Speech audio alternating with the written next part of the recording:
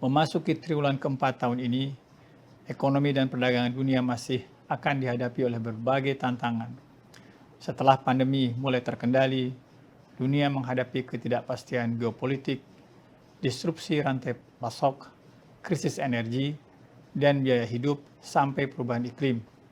Hal tersebut tentu saja akan membebani prospek ekonomi dunia ke depan.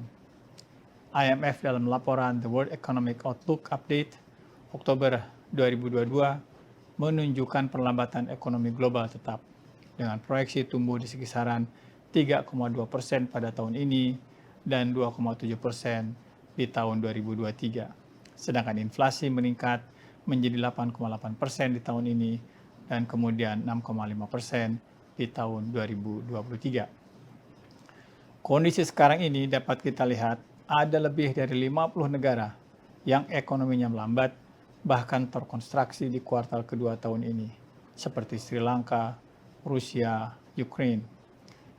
Di sisi lain, tekanan inflasi mendorong pengetatan kebijakan moneter di hampir semua negara. Kondisi yang terjadi saat ini merupakan sinyal bagi kita untuk waspada, namun harus tetap menjaga optimisme. Bapak Ibu sekalian, di tengah gejolak ekonomi dunia tersebut, alhamdulillah, berkat kolaborasi kita semua, kita patut bersyukur ekonomi kita telah mampu tumbuh di atas 5% dalam 3 kuartal terakhir. Capaian yang impresif ini bahkan diiringi optimisme yang tercermin dari berbagai leading indicator real maupun eksternal dengan prospek yang baik. Daya beli masyarakat masih solid, indikator indeks keyakinan konsumen dan penjualan eceran masih terjaga, PMI manufaktur masih berada di level ekspansi, dan kredit perbankan tumbuh 2 digit di atas 10% sejak bulan Juni yang lalu. Dari sisi eksternal, neraca transaksi berjalan dan neraca dagang tetap mencatatkan surplus selama 29 bulan terakhir. Berbagai capaian ini menunjukkan bahwa kita masih lebih baik jika dibandingkan dengan negara-negara lain. Untuk itu, momentum pemulihan ekonomi harus tetap kita jaga. Optimisme harus terus dibangun, dan di sini peran BUMN sebagai perpanjangan tangan pemerintah semakin penting dalam mendorong perekonomian nasional. Bapak Ibu hadirin yang saya banggakan, BUMN memiliki peran ganda. Selain sebagai sumber pendapatan negara, juga sebagai modalitas dalam menyampaikan pelayanan publik. Maka kesadaran akan peran pelayanan publik dan kualitas mutu pelayanan kepada masyarakat harus terus ditingkatkan. Pemerintah akan terus mendukung upaya pengembangan usaha BUMN sebagai agents of development. Salah satu bentuk dukungan pemerintah ditunjukkan melalui penambahan penyertaan modal negara PMN pada tahun ini sebesar 60 triliun. Kontribusi BUMN dalam 10 tahun terakhir telah mencapai sekitar 4.000 triliun yang terdiri dari penerimaan pajak sebesar 2.118 triliun, PNBP sebesar 1.446 triliun, dan dividen sebesar 429 triliun. Secara umum, BUMN mampu tumbuh positif dan memberikan dividen kepada negara meskipun dalam kondisi pandemi.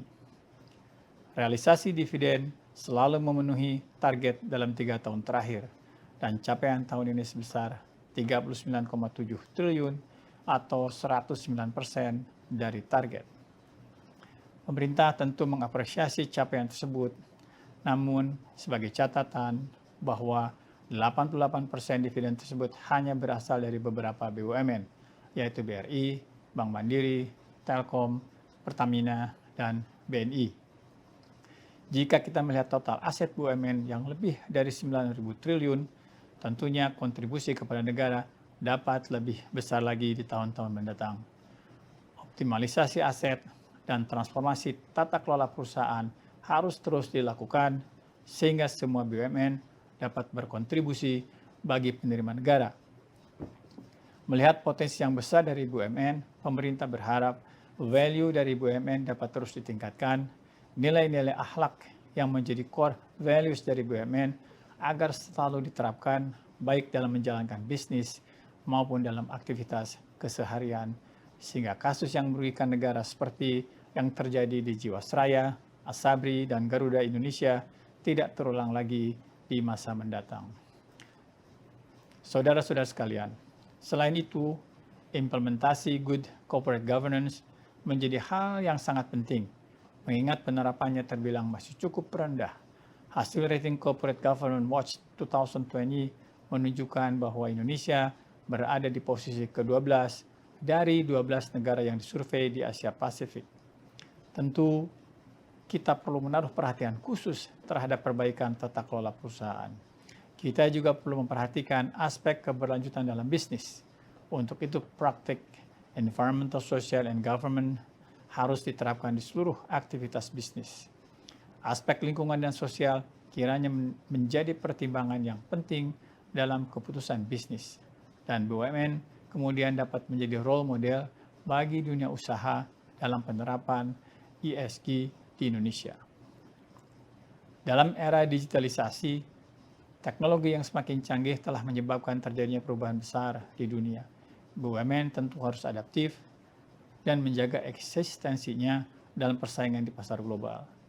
Adaptasi terhadap penggunaan teknologi terkini akan meningkatkan efisiensi dan kredibilitas yang pada akhirnya berpengaruh terhadap pendapatan perusahaan.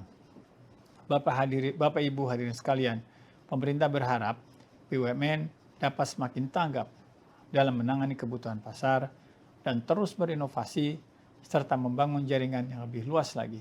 Kerja keras yang telah dilakukan selama ini diharapkan dapat terus dijaga dan ditingkatkan.